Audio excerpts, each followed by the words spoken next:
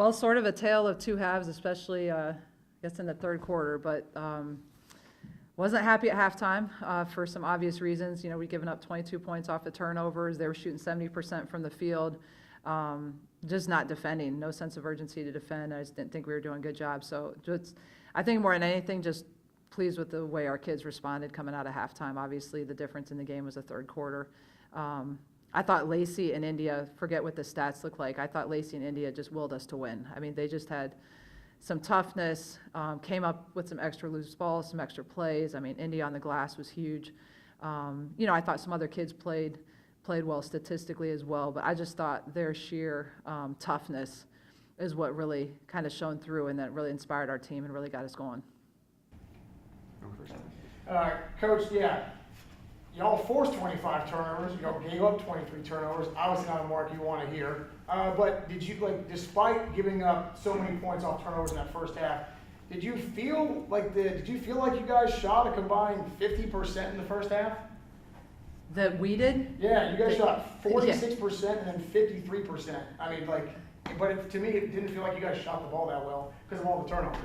Yeah, no question, but it's pretty poor shooting compared to they were shooting 70%. So, you know, it's all relative, you know, and I think, you know, I thought we came down and offensively it was either we were either scoring or we were turning the ball over. There was no happy medium. It was one extreme or the other, and we talked about it in one of the timeouts. You know, we were able to score when we didn't turn it over. I thought we could get the looks we wanted. We were sloppy with the ball. I mean, honestly, I thought some of the turnovers were maybe the right read, but the wrong time, and we didn't complete it. So, some of those are going to happen, but then some other ones, I just thought we were really careless with the ball and had some poor decisions. And then when we did score, I feel like we came down the other end of the floor and we just gave them a bucket. So, you know, it certainly didn't feel like we were shooting the ball very well. And it was a, you know, good 30% below what they were shooting. So in comparison, it was pretty poor. Yeah, you mentioned third quarter, right? 22-9, you guys outscore them, get the lead. Katie Taylor, she fell out of the game, but she had 18 second most points on the team tonight. What do you say about her, and then obviously how Lacey and India kind of took over once you fouled out? Well, I thought KT and Jade really gave us an inside presence that we need. You know, that's something we've been looking for. It's something that we need. We need to have it on a consistent basis. We need that every night, and those two are capable of that.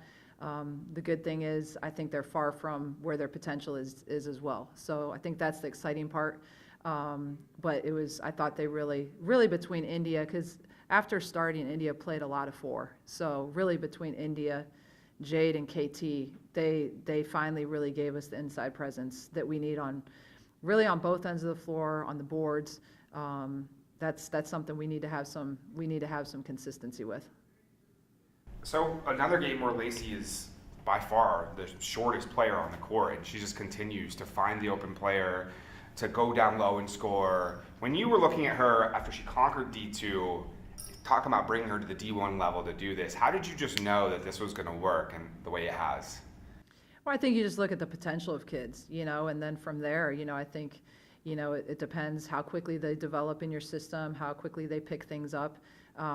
But obviously we had a huge need at the point guard position. She's been a proven winner everywhere she's been. So, you know, you can't take that away from her. And I just love how she plays with the chip on her shoulder. She just plays with a passion and intensity every time she steps on the floor. Like how you see her playing games is exactly how she plays in practice.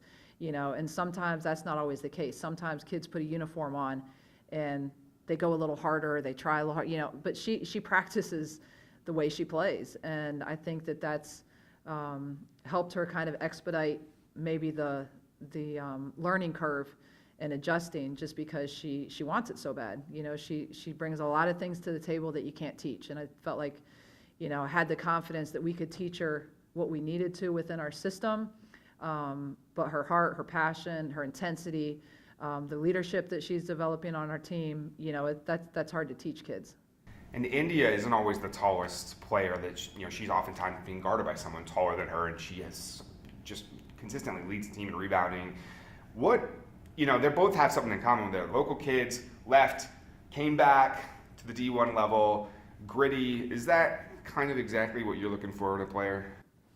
Yeah, it's part of it. Obviously, you have to have enough talent to be able to compete at this level, and felt like both of those kids could. Both you can look at as being maybe undersized and small for their position, but India's always had a nose for the ball too. And I think probably what I've been most pleased with India has just been her development in her leadership with our team. And so she's been somebody that has really started to have a voice. As far as just along the lines of the sense of urgency, the toughness, and if we're going to be good, we've got to have that. We've got to have those voices within the team, and I think she's started to figure some things out in that regard, and I think that it's started to carry over in the way that she plays.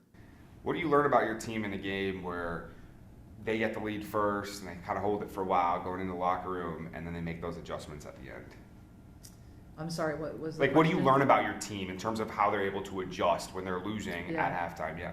I mean, honestly, it really wasn't a lot of adjustment at halftime. It was more mental adjustment than anything. I mean, just we didn't have some deep dive at halftime into how we need to guard stuff and the X and O part. It was the stuff we had talked about before the game. And, really what we talked about before the game, the last couple days in practice, was no different than what we reiterated at halftime. We just had a sense of urgency to do the things we needed to do because our back was against the wall, as we didn't have a very good first and second quarter.